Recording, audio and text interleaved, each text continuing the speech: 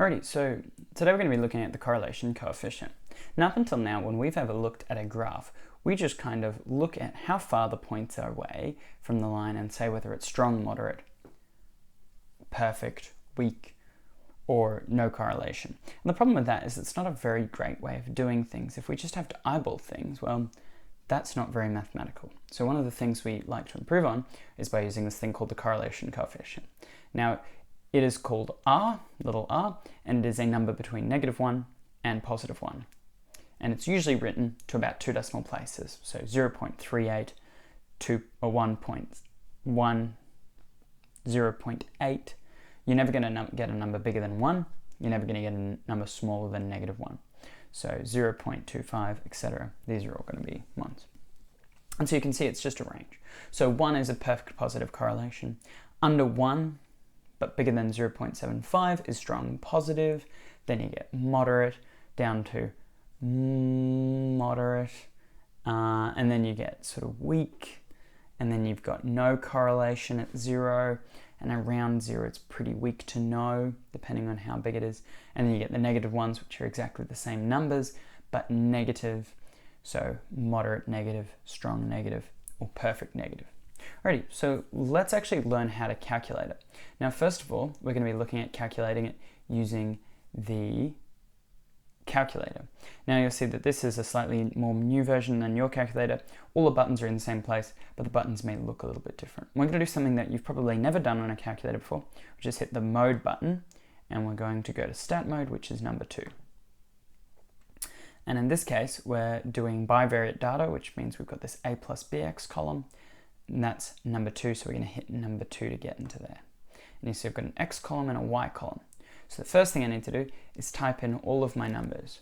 So I'm going to go 1, 3, 0, 0, 0, and, oh, sorry, my x is actually going to be just 6. So I'm going to type in the number 6 and then go equals.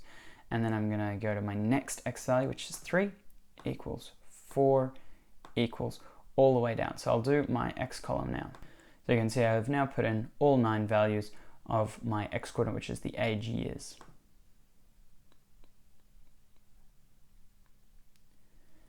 So you can see I've finished putting in all of my x values. That's the 5 and the 2. And you see that there's 9 values in total based on the 9 on the top. So now I'm going to click on the right, click down 2, and that'll take me all the way back up to the top of the y. And I'm going to start typing in these y numbers. So 13,000 equals 21,000 equals, and so on and so forth. So I'll now do that. So now's a really good chance to just have a quick look up and down the list, because even if you make one mistake in any one of these numbers, your answer is going to be totally off. Alrighty, so you can see I've now put in all of my values into here.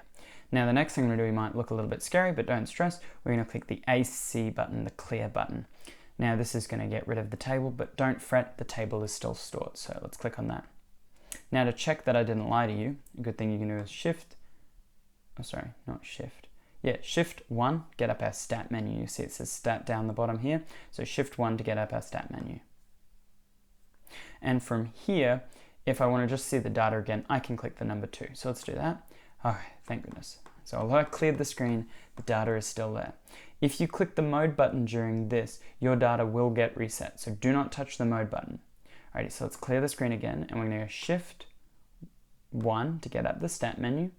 And this time we're going to look for this reg. Reg stands for regression. And this is going to be the main thing that we'll be getting out of the calculator. So let's click on number 5. And you'll see it's got A, B, R, X with a little hat, Y with a little hat. We want R because that's our correlation coefficient, R. So let's hit the number 3 because that's for R. And then we're going to click equals. And we get negative 0.986, which we're going to round up to 99. So let's put that in here. We get an R value equal to negative 0.99. And in order to interpret this, we might need to look back at our chart. I know from memory that this is a strong negative linear relationship. Alrighty, and if I have a look back here, negative 0.99 is strong negative. Alrighty, The word linear, actually, we shouldn't give it. And the only reason we shouldn't give it is that the only way to see if something's linear or nonlinear is to actually look at it. It's the easiest way to tell. Alrighty, so that's doing it using a calculator. Now, if you want, there's the hint menus here, but then you've also got this little video, and you can just rewatch all of the steps I did and follow along with me. Alrighty, so there's a couple of questions to have a go through that, and then we're going to have a look at doing all of this in a spreadsheet. Alrighty, so let's have a look at doing this in a spreadsheet. Step 1, let's have a read of the question. So Sue is a nutritionalist researching whether there is a relationship between eating chocolate and weight gain. The people in her trial ate the same basic healthy diet and followed the same exercise regime. They were given identical 200-gram bars of chocolate to eat, and their weight gain was recorded. She has collected the following data and calculated the mean of the weight gain.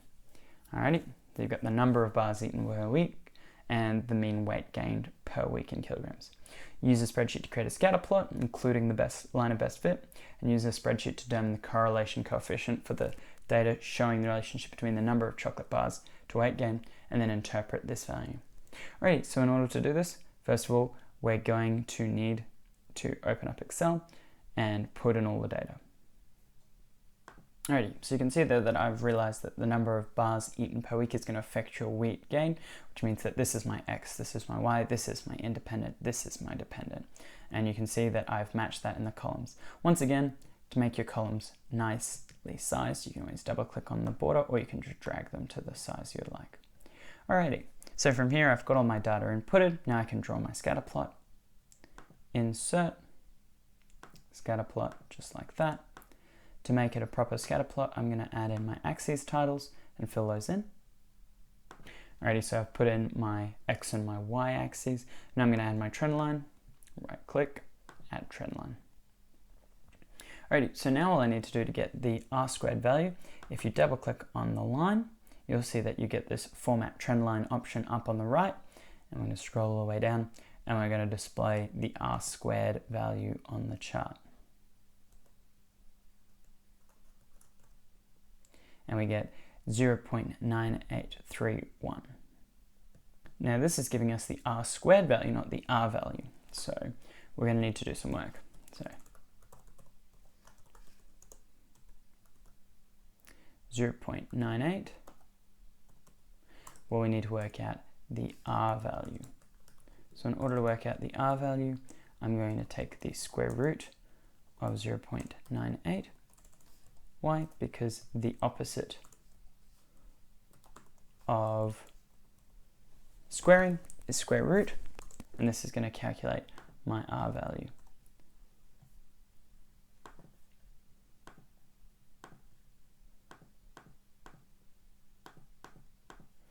And you can see the square root is 0.99. Now, only thing to be careful of is just make sure it's the right sign. You'll see there's 0.99 here, and it should be positive, right? Because if it was negative, then the line would be going down to the right, but it's going up to the right. So that means that this is going to be positive 0.99. So my R value is good. Interpret the meaning of this value of the correlation coefficient. Well, this means as the number of bars are increased, so will the average weight gain per week. Alrighty, so I'll just write that up.